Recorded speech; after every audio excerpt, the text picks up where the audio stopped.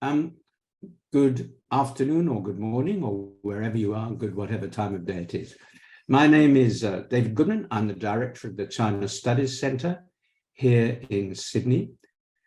The university is located on the lands of the Gadigal people of the Eora Nation, and we pay our respects to their leaders and traditions, past, present, and emerging.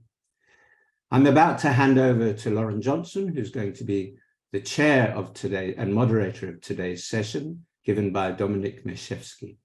Before I do that, can I remind you that when asking questions later on, or indeed during the session, please use the Q&A function at the bottom of your screen in the Zoom application.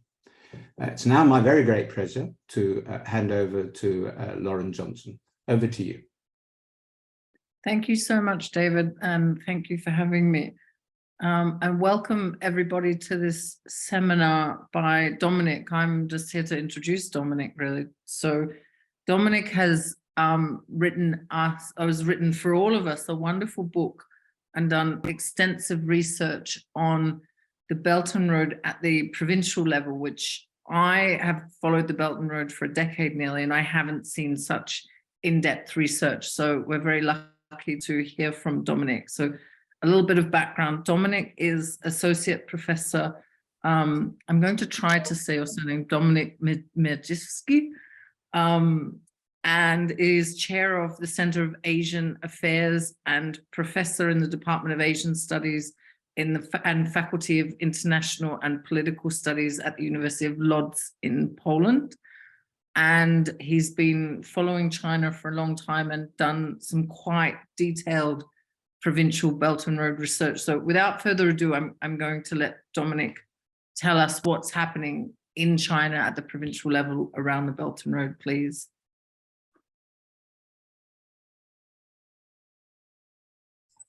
Thank you for having me today. That's very morning in Poland and the very afternoon in Australia. Let me just start with a very general observation I did throughout my research. I travel across China. That's the very first message, and that's very important. I did my research in Heilongjiang province, also border with Russia in the city of Heihe. Then in Yunnan province, in the city of Zhuili, close to Mangshi in border areas with Myanmar. And also Kunming, of course, and Harbin in Heilongjiang, then Guangzhou and Sichuan and Chongqing. Unfortunately, the pandemic stopped me from my traveling to Hainan Island. That is one of the case study in my project. But what I realized from a domestic arena, that the BRI itself, it's not a very central government project. At the very beginning, when I started to talk to people in my city also, because we have a train connection with Chengdu, Wuch, we have this train connection. So that's why I'm quite knowledgeable person when it comes to this lower than central level. And they told me that they lobby a lot in order to open this railway. This is quite natural because that was in the interest of local business people and also multinational companies. Just imagine the Dell company has a headquarters for Central Europe in my city. The cooperation between multinationals, namely Foxconn, Hewlett-Packard, that's Chongqing-Duisburg connection, and Dell and Foxconn from Western China supported this project. And the rail connection started at least 2011, 2012. So before Belt and Road was announced. And what I've learned from people in Chengdu and Chongqing, they said they did a lot of lobbies in Beijing to open this channel, to open this rail connection.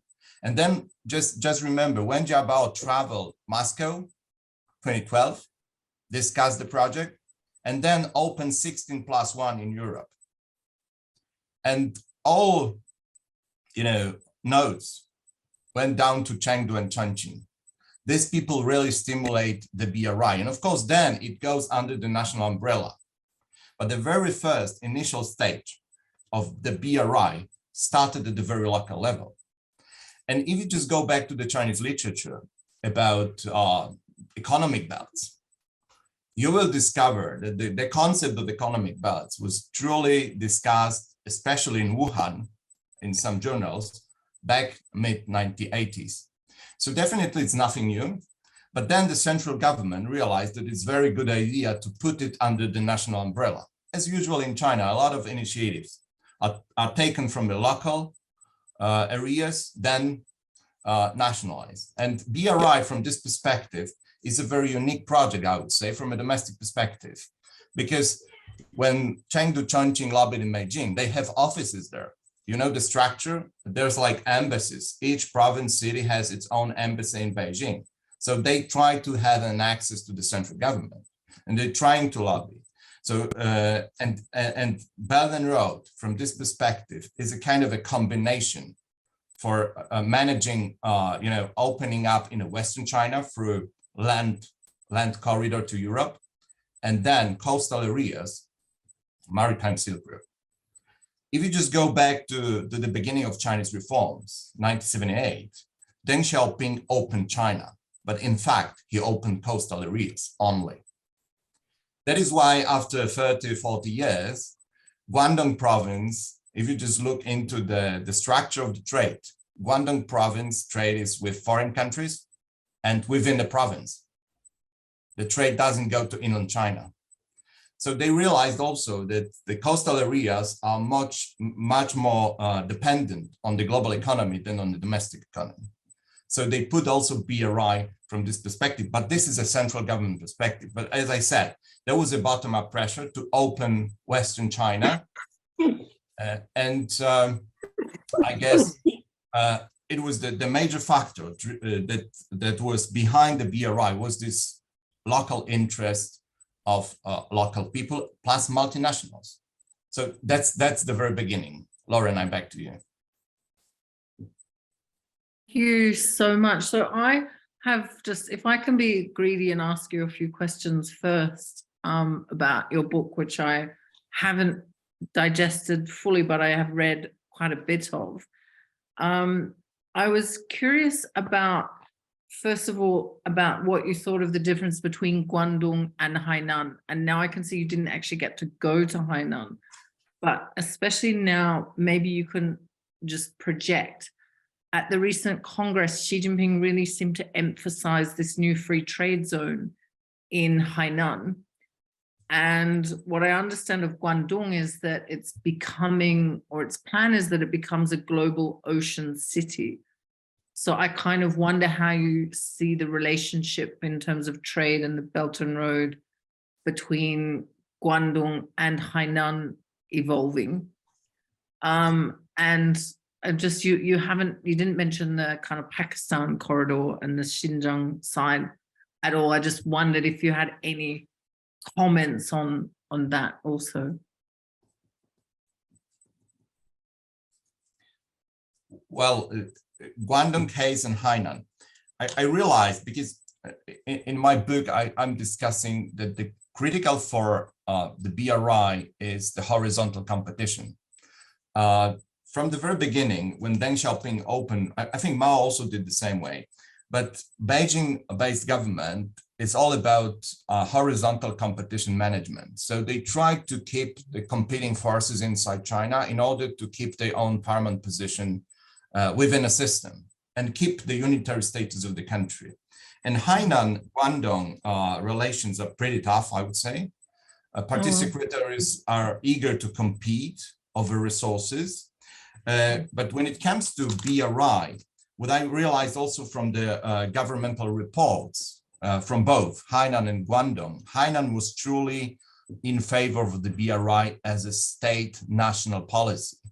They even only single governor, that was Hainan government, who said that the province will serve over all China's foreign policy. This is all about South China Sea. So this is a very unique place.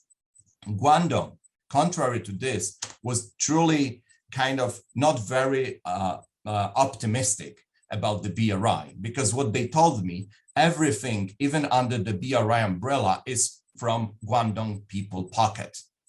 So there are no special money transfer from Beijing to Guangdong because Guangdong is very powerful.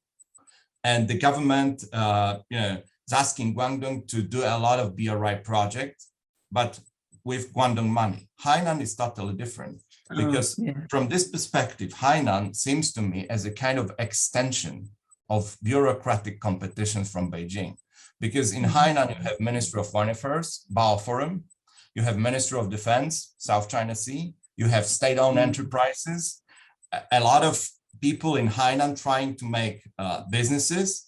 And from this perspective, Hainan is placed as a very unique for Beijing foreign policy. And also Hainan responded to this, saying that we are the best, we are better than Guangdong, because we have the strategic location of the South China Sea and so on and so forth.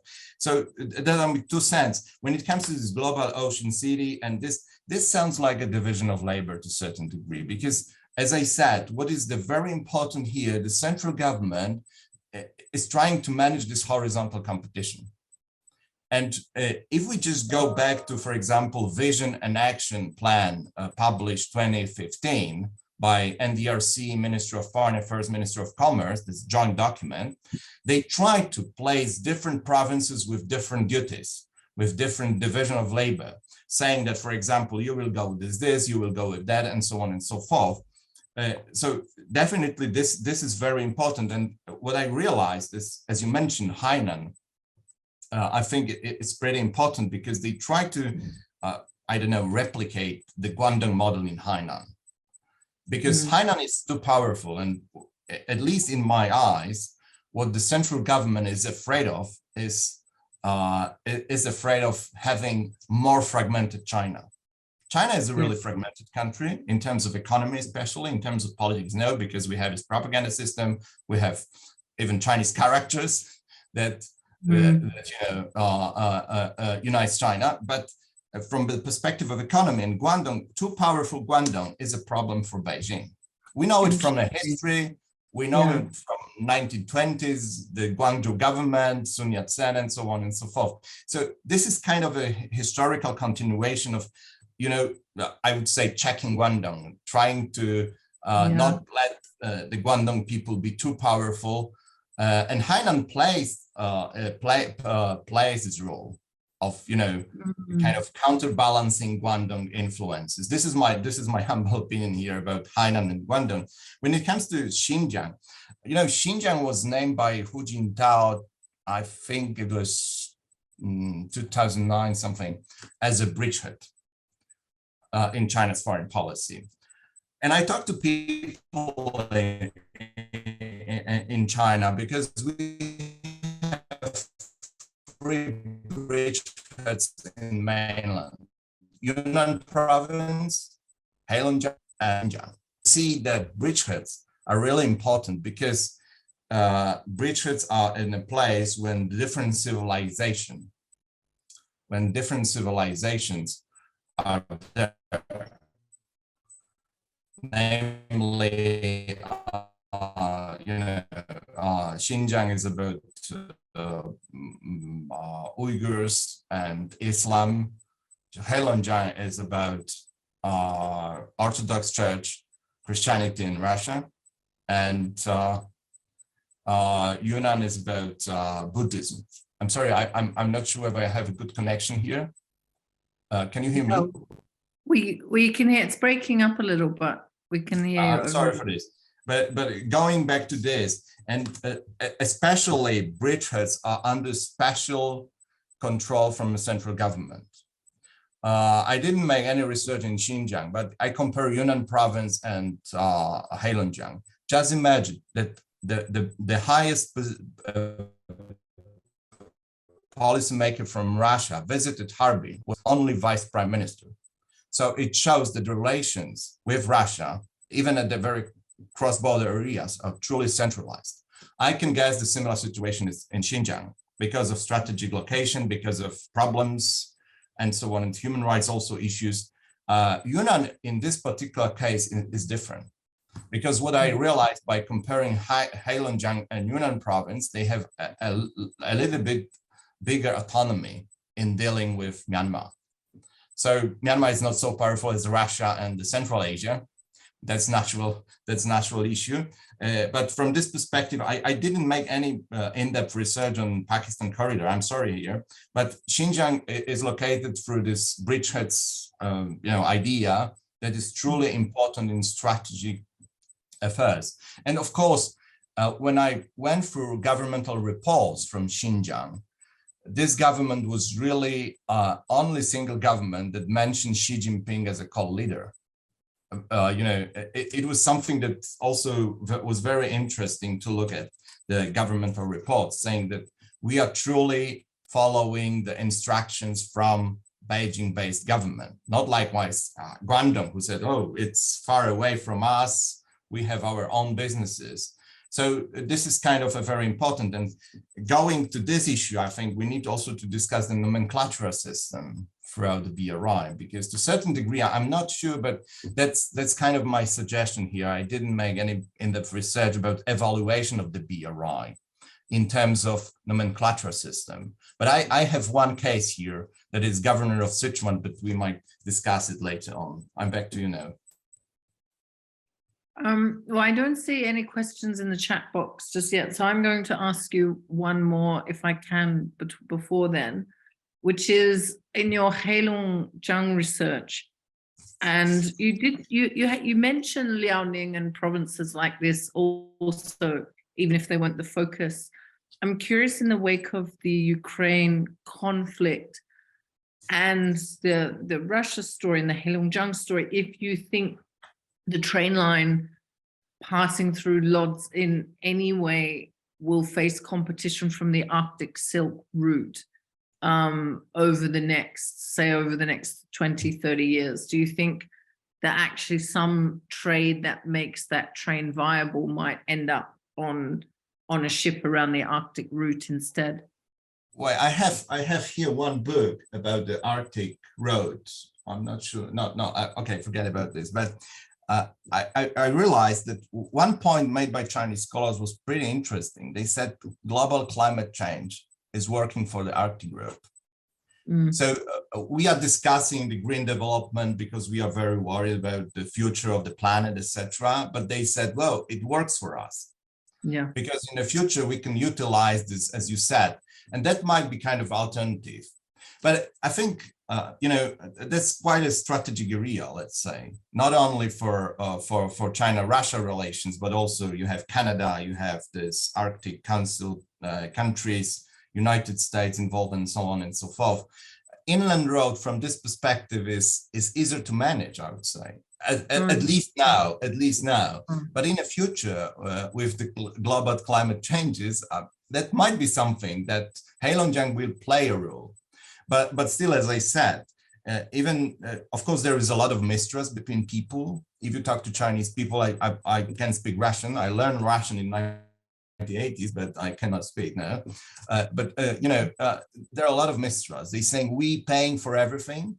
In Heihe, for example, and I talked to Lao Baixing, common people, they said we are paying for everything. It's not in our business. And the very particular story is about the bridge between Blagoveschensk and Heihe. Just imagine that they both sides negotiated building the bridge longer than China negotiated with WTO. So it's a very symbolic mistrust there between both. I mean, people, not policymakers, they have their own stories also, but the people there, they're saying, no, we don't want to cooperate with Russia. We are dependent on Russia. That's our problem. That's natural because geographical location is between Heihe and Blagoveschensk, in fact, just Amur River. And the bridge I mentioned was opened when I visited Heihe. It was October 2019. In November, they opened the bridge and then closed because of COVID.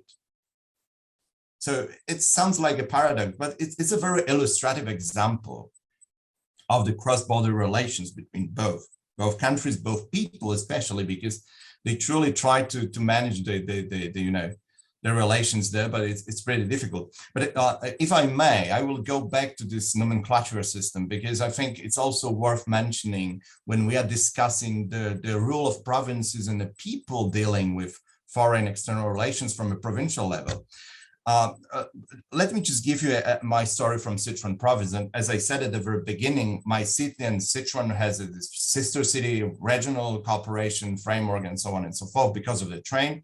And it's very interesting that it was bottom-up pressure. The business people, the business community from my city and Chengdu city asked the local people, local government to do something with this because they need simply the political umbrella for this. And then central government stepped in, opening a consulate general. But I talked to people in Sichuan 3 times. And, I was wondering to what degree Sichuan province played a role in China's overall foreign policy. And 2018, there was a situation when the governor of Sichuan province in Li, traveled Japan 2 times. That was something that was not in line with regulations, because as far as I remember, the regulations allowed party secretaries from provincial level and governors to travel abroad once a year. So from this perspective, it was something unique from my perspective. And then I asked them, and they said, Dominic, check these 2 visits to Japan.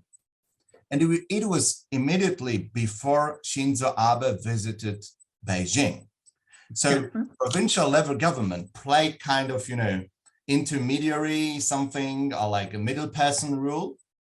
And they opened a lot of channels with Japan from this provincial level. The similar situation was with Italy. Before signing MOU, Prime Minister or Vice Prime Minister of Italy traveled Sichuan, taking part in Western China Fair, something, being honorary guest, and then traveled Beijing. And after, let me think, 5-6 months, they signed MOU in Rome. So from this perspective, the provinces are pretty important when it comes to China's overall policy. And let me go back to the government. Then he became party secretary in Fujian province. It's a very important province, let's say. Fujian is located just opposite to Taiwan and play a very strategic role. And now this person is a party secretary in Beijing. So from this perspective, we also need to watch closely the nomenclature system, because it's really, really important in all provincial level international activities. But as I said, the very important part, and I think the most important, is this competition over resources.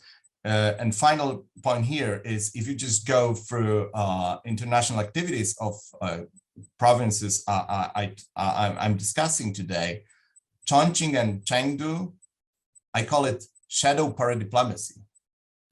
Once we had Nail Bush in Chengdu, the member of the family, the big family, right? Then immediately after 2 weeks, William Cohen visited Chongqing. And from this perspective, it's not very coordinated.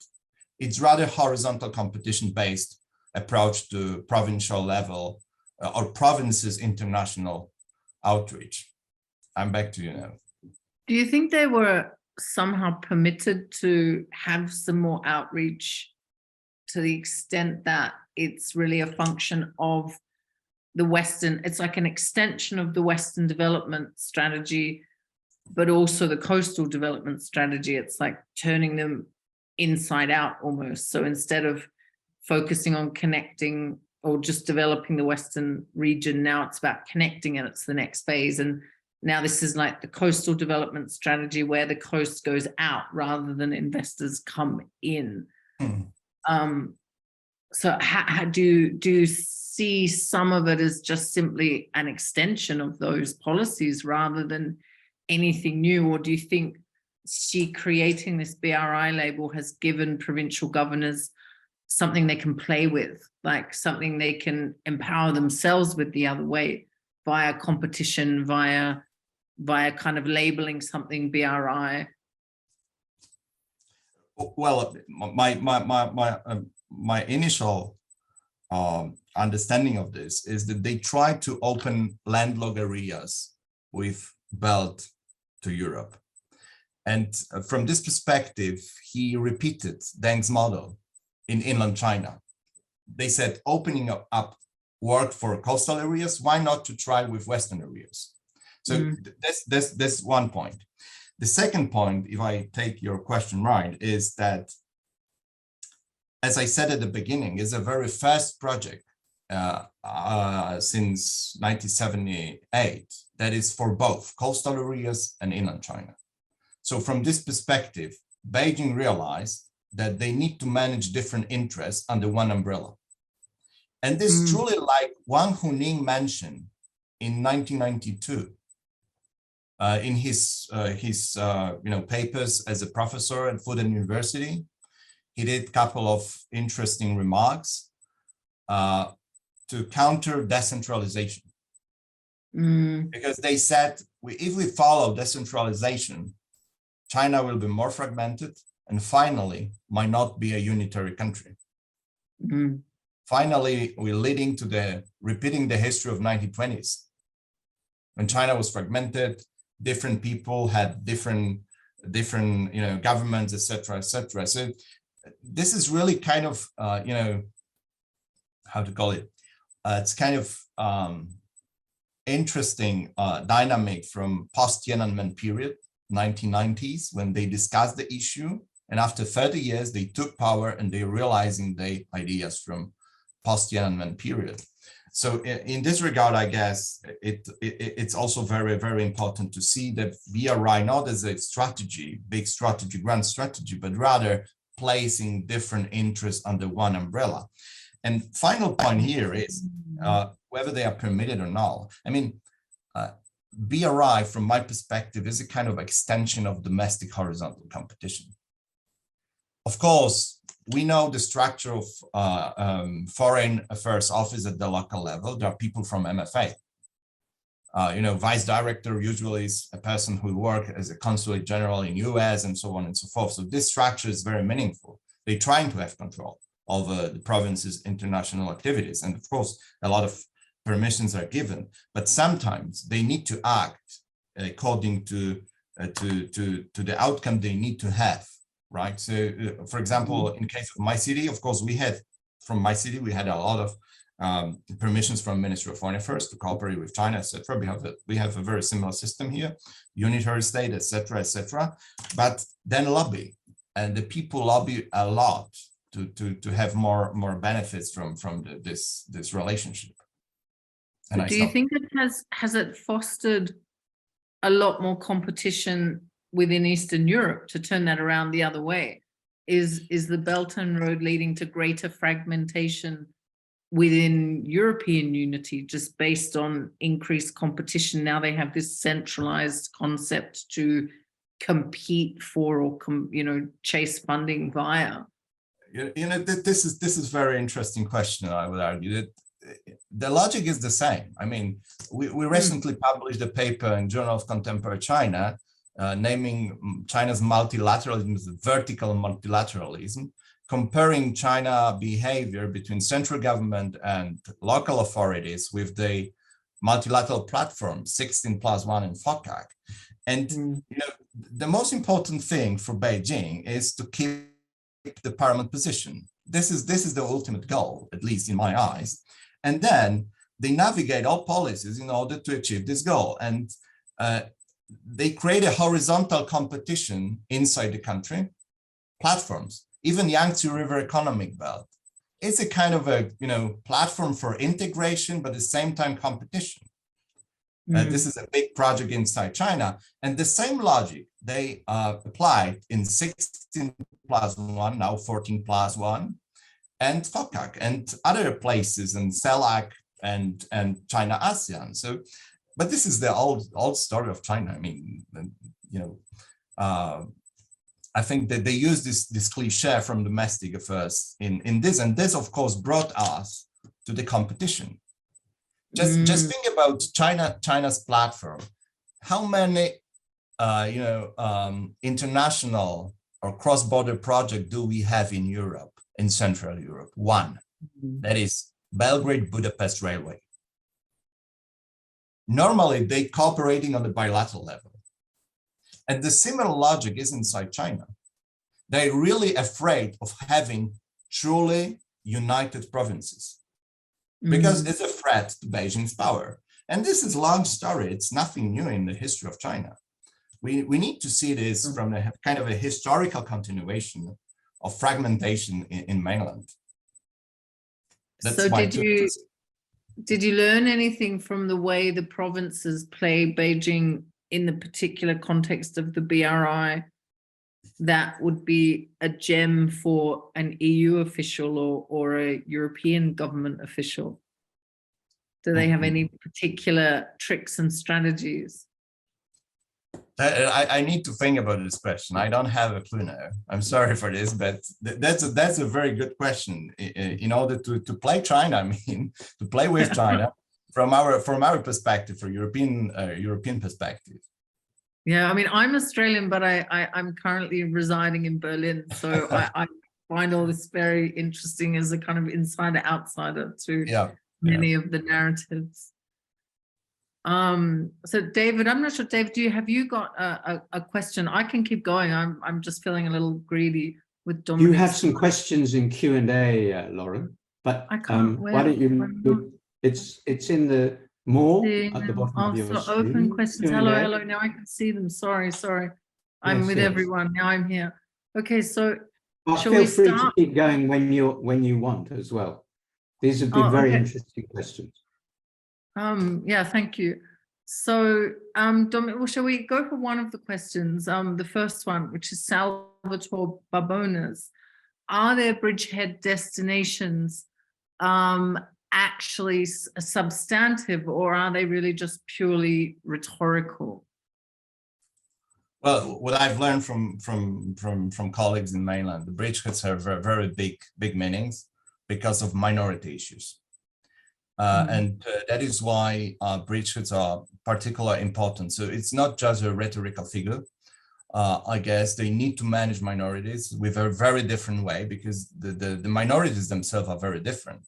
And if you just talk to Thai people, they are smiling, they're doing their own things, and China has no problem with them, to be honest. Then Uyghur people have totally different characters, they're fighting for freedom and so on and so forth.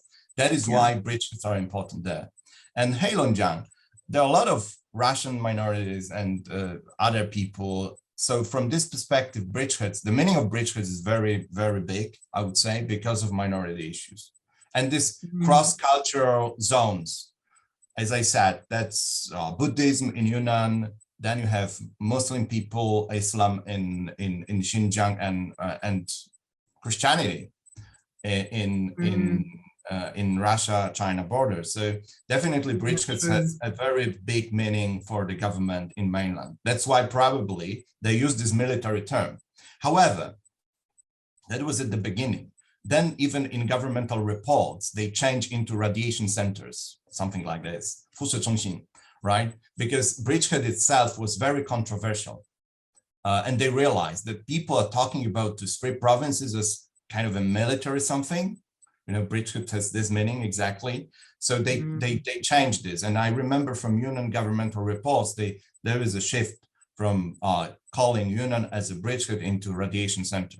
But anyway, this is a very strategic location in order to secure China unitary status. So that's my answer to the first issue. Yeah, sure. Of course, these are the border regions. I mean, any border region for any country is quite strategic, but indeed in China's case. And so on the same vein, the question about, there was a question about Sichuan. Did you think, has it disappeared? A question about Sichuan becoming, how would it cope with becoming more integrated? That's quite an isolated place. Did you experience any resistance to this connecting the West to the outside world? Well, if you just look into the Chongqing, for example, Sichuan, they're trying to be kind of a place where the international cooperation is truly very visible and very important, at least from my research. And Sichuan trying to utilize this position. But going to the next issue, I think COVID and dual circulation economy changed the situation. And we need to recognize that during this, almost 10 years of the BRI, we have two different dynamics. We have the dynamic pre-COVID dynamic and COVID dynamic. What I mean by this is that, and dual circulation especially, when they introduced dual circulation, all provinces were not very eager to discuss international cooperation.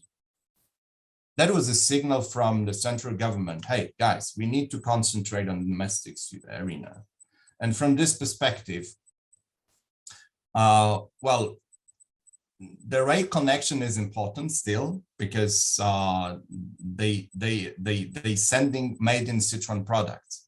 And this is kind of a paradox because, and that's very illustrative when it comes to, the horizontal competition, because once Chongqing and Chengdu opened a rail line to Europe, then we had like, I don't remember, 50 something cities having lines to Europe, and they exporting only made in the particular province products.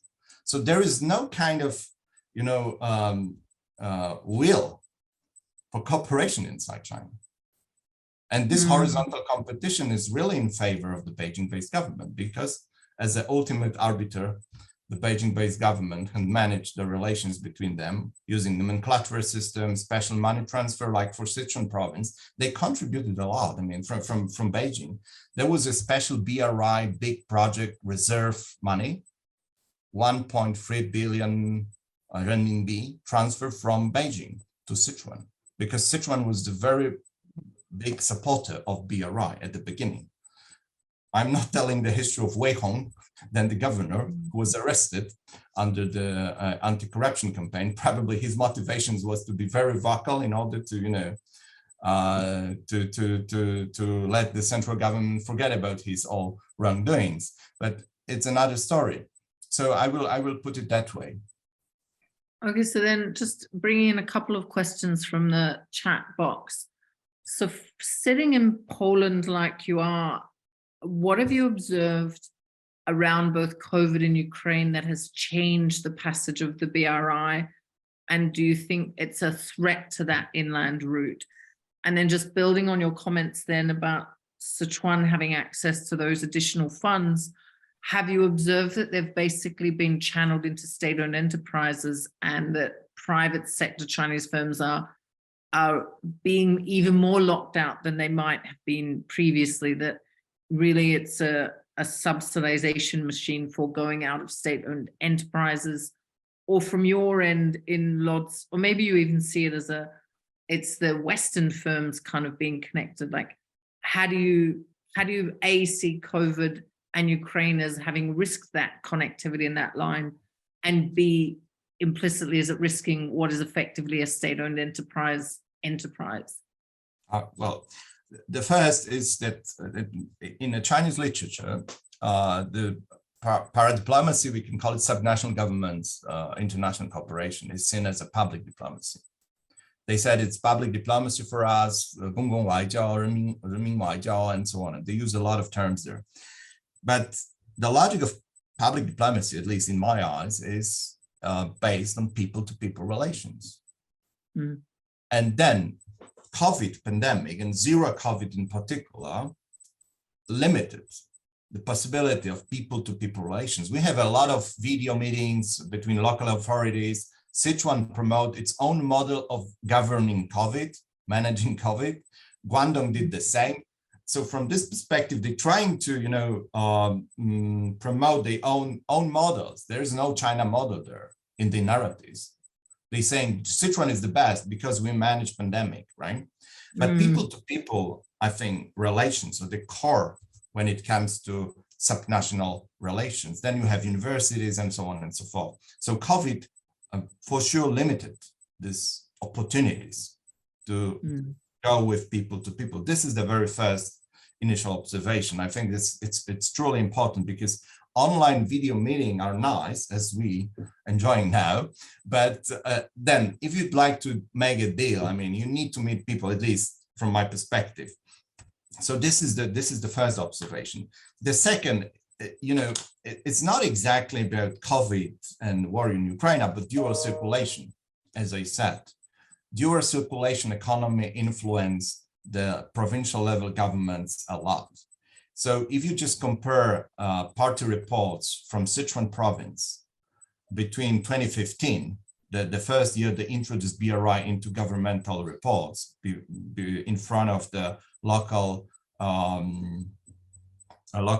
people's congresses, going to 2019 when they discussed a lot of international cooperation, saying Germany, France is a partner for us, like Guangzhou did, saying Israel and the United States, Germany, we're traveling there for technology. Under zero COVID, they are not discussing international cooperation. So this is kind of a shift, but it's in line with dual circulation economy. So I think this is a very strong message for local governments. Concentrate more on the domestic arena, try to utilize our own forces, our own resources. And when it comes to war in Ukraine, of course, but we still have trains from China, because the paradox, and not the paradox, the train is traveling through Kazakhstan, Russia, Belarus, and Poland. Yeah. So the war is in Ukraine, and well, if the corridor goes through Ukraine, that will be a big problem. But as far as I know, for now, we are receiving trains from China. So probably there's some influence when it comes to border with Belarus. For a couple of days, there was the train movement was stopped there. But well, from this perspective, the war is in Ukraine, and the trains are crossing borders coming to Europe. So I don't see a big influence here. So on one or two other questions about, what do you see of the Belt and Road going forward? And another question about China redrawing the world map. I'm wondering what you see in that kind of future sense, but also, for example, while this COVID curtain has been down and there hasn't been these people-to-people ties, have you seen any signals of redrawing even of the Belt and Road map? For example, earlier flight paths and earlier landing slots that may have determined certain air freight and people-to-people ties. Maybe those landing slots have now all disappeared, and there's a whole new era for landing slots whereby the key airport in Chongqing instead has all of its flights landing in Central Asia and so on, instead of what would have been, I don't know, Seattle or wherever. Like, so do you think under the cover of this COVID, and I also just wanted to add that I think like there's dual circulation, but that doesn't strictly mean undermining the outside. It means it means fostering a level of domestic demand and domestic interest, but it doesn't strictly exclude the outside. But yeah, I just wonder what you foresee of this competition between the provinces and the states, and have they redrawn the map behind the COVID curtain so that this whole people-to-people ties balance will look something completely new going forward? Well, let me start with the BRI. It's a very interesting, because I don't remember when, but the Chinese leaders from both central level and provincial level, they start, even academia, they started to use high quality development concept, saying that we need to limit the BRI because it's not very profitable. That's the meaning between lines. I mean, that's my understanding. If you somebody just discusses high quality growth, it means, whoa, wait a second. It's not very profitable what we did, right? In the past under BRI, they did a lot, because that's my also observation that at the very beginning of BRI, there was a big enthusiasm among provincial leaders. Of course, Heilongjiang was not very in favor, because Lu Hao was the governor there from a different cycle in Beijing. But anyway, there was a great optimism, like enthusiasm at the beginning, and they did a lot of good job, I believe. But also, lending money to authoritarian regimes in Africa and Southeast Asia and so on and so forth might not be very profitable. And they realized this, and they changed the narrative into high quality development. That's the first. And the second, global development initiative. And from this perspective, it's interesting because I think in Beijing, not at provincial level, they realize that BRI is also very controversial project, because all people saying, like, I just came from South Africa and we discussed this, and they said, to a certain degree, they said, well, this is only for China. This is not for us. And countries in a global South in particular realize that China is playing its own game and it's danger for them. So how does China react to this?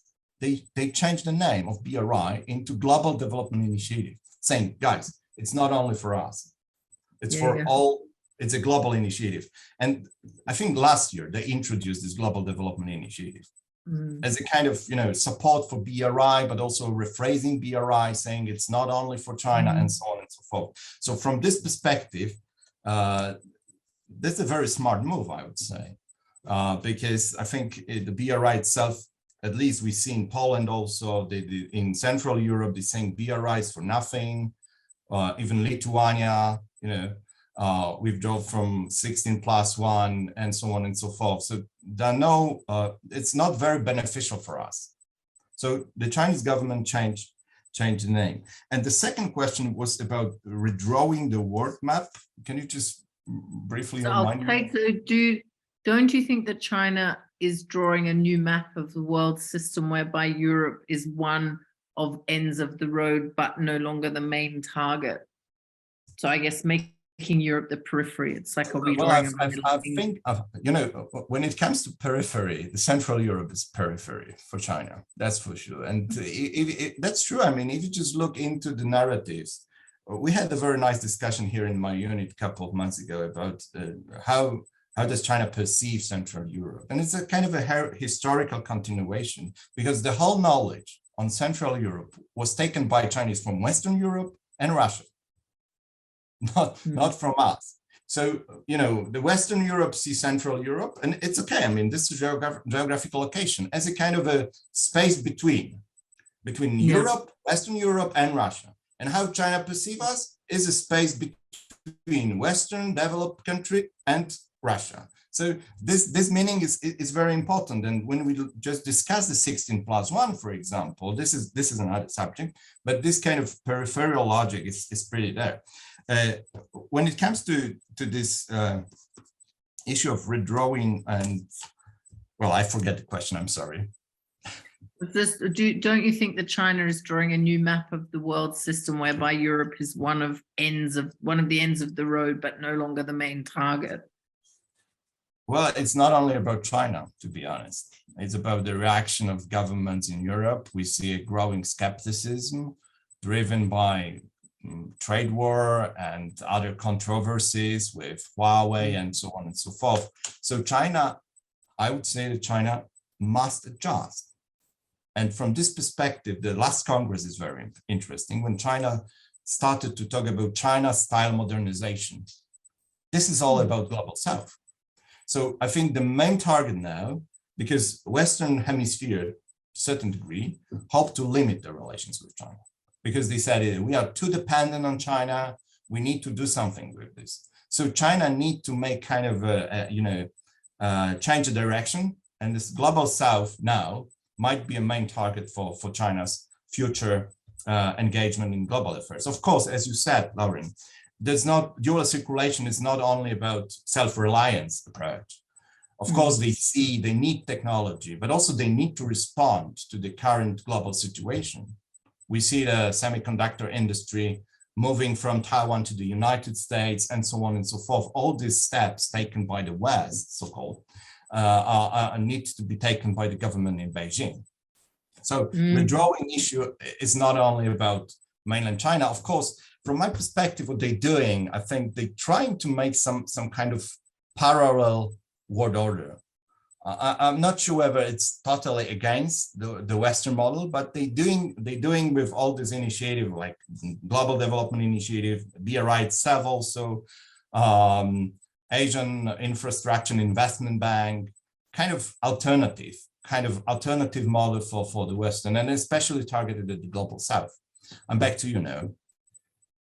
Yeah, no, I agree. This the Global Development Initiative and Global Security Initiative are kind of a unusual insertion of language kind of on top and around and beyond the Belt and Road language itself. But, you know, in the work report, it was all about the Belt and Road. It wasn't about the Global Development Initiative. It's like, this is a word used for outside digestion. Yeah, exactly. And then you get people in the global south especially kind of confused, because they're like, what's the difference between this Belt and Road? And, you know, I've almost wondered if the Belt and Road, the first speech in Kazakhstan, was really all about the economics. It was really the Global Development Initiative aspect, whereas the speech in Indonesia was more about how to make it work. It was all about staying friends, not going to war, being win-win, which to me is what underpins the security. Right. So I even just kind of see the Global Development Initiative as just like a kind of an extension of the Kazakh speech, and the Global Security Initiative is kind of an implicit extension of the Indonesia speech. So it's not really like a big deviation, but it's just annoying. Like, it's almost like, as an economist, I found the arrival of the Belt and Road term a little annoying, because to me, it was always aid, trade and investment. And suddenly now this was called the Belt and Road. And now people are not even sure if it's the Belt and Road anymore. So I don't know if confusing people is itself a strategy, or it's just a crossing the river by filling the stones. Well, it might be.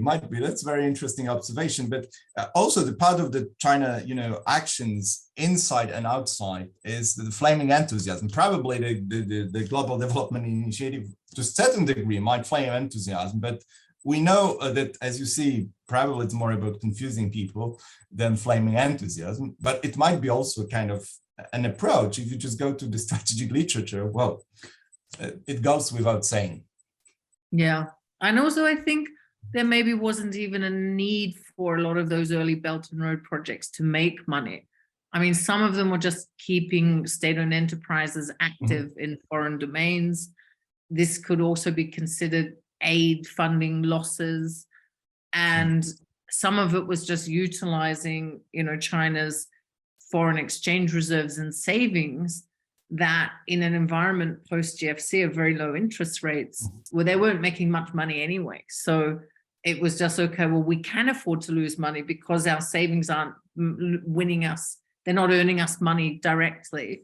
So we might as well front load these investments, which maybe they will pay us a return by the 2030s. They will lose us money today, but by the 2030s, when our firms have some activities in those countries that they wouldn't have had otherwise, when we've helped those countries to grow, we won't see a return on investment today or tomorrow or even in the 2020s, but by the 2030s, 40s, we will see the return.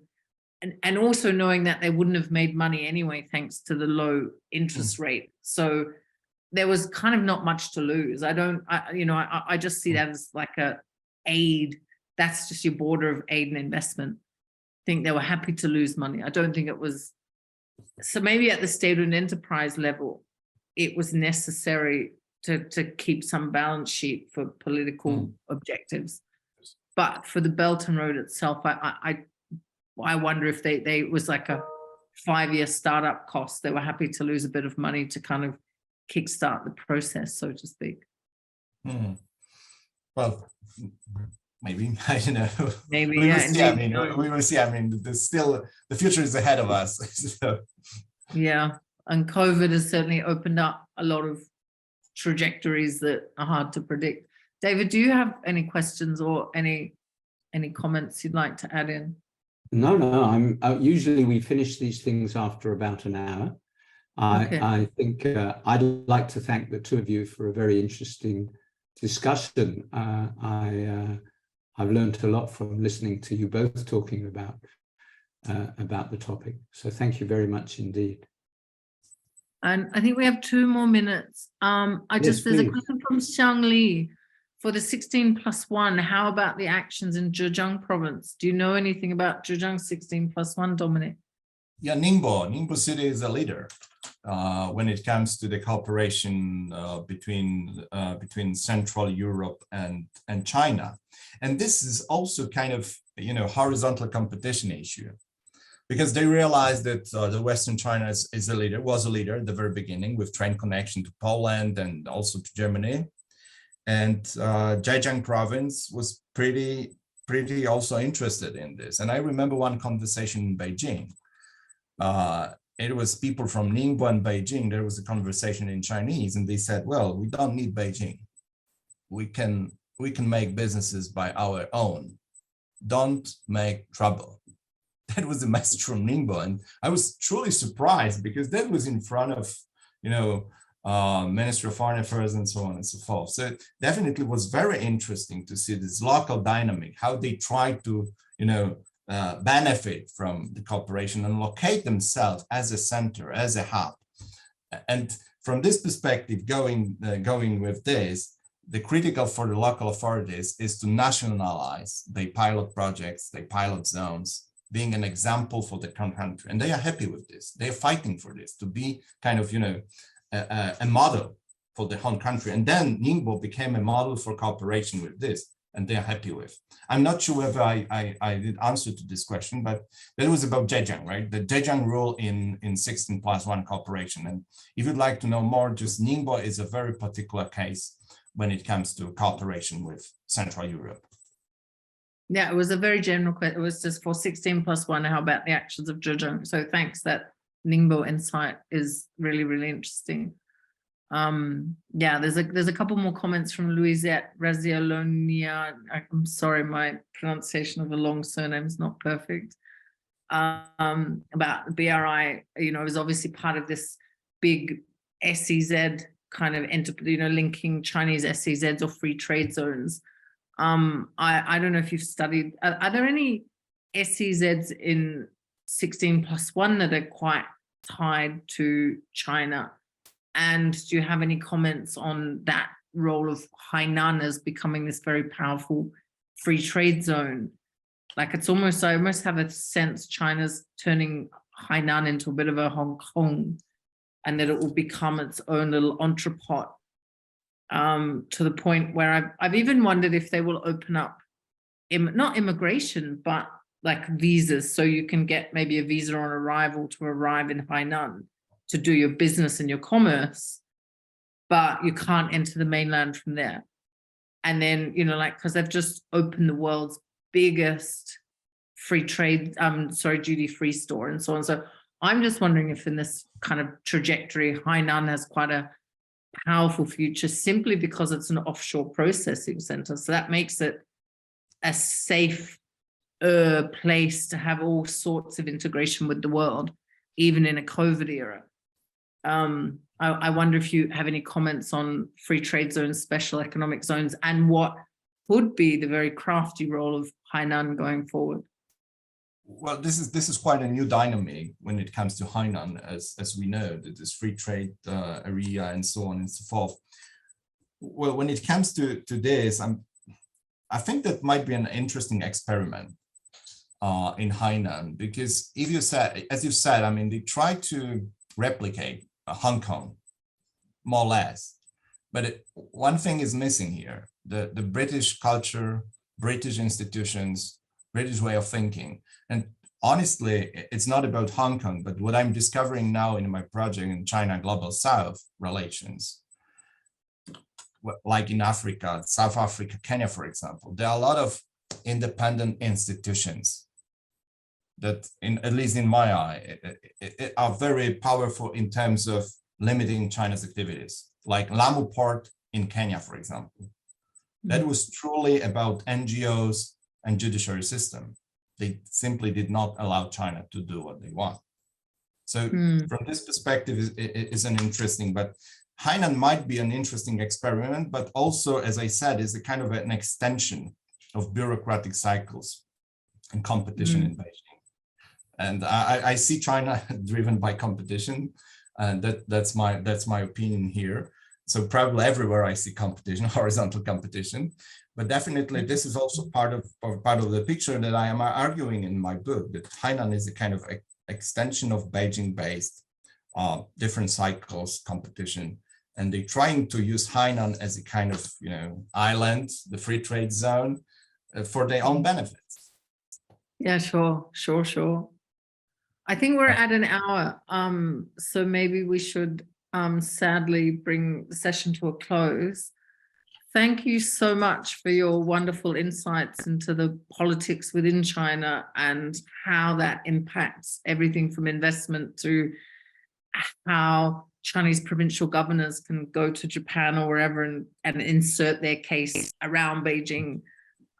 Fascinating. Thank you so much. And thanks everyone for joining and the comments, and David for the opportunity to chair the session.